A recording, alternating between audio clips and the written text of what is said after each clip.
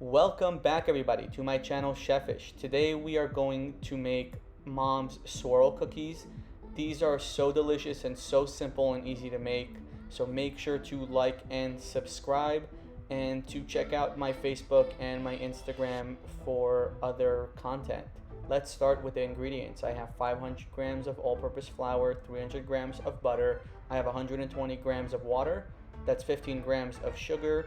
I'm gonna get a pinch of salt, 10 grams of baking powder, and 2 teaspoons of vanilla extract.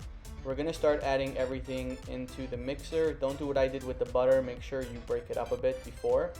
And we're gonna let this mix until we get a nice soft, supple dough that's smooth and really easy to handle and does not stick.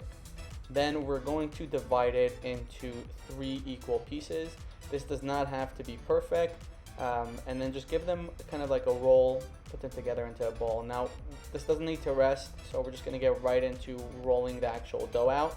We're going to roll it into about a 1/2 inch thickness, maybe a bit thinner. We're going to grab 150 grams of date spread.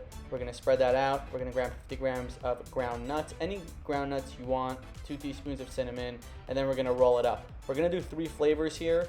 Okay, you can do the same flavor for each one. As you can see over here, I'm doing 150 grams of halva spread, and we're going to just rinse and repeat for all 3. Okay, it's gonna make 3 rolls.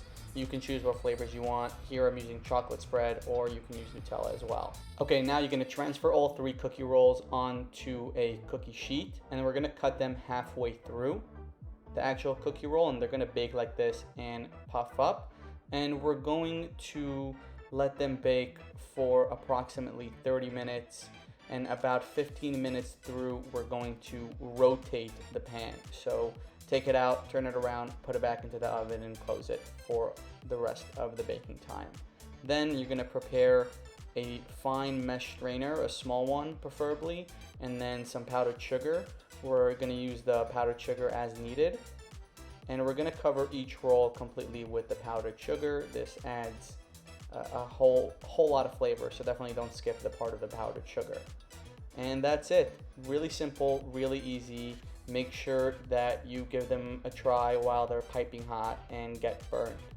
And thanks so much for checking this out. The link for the recipe is in the description below, as well as the Instagram and Facebook and all the good stuff. So make sure to check that out.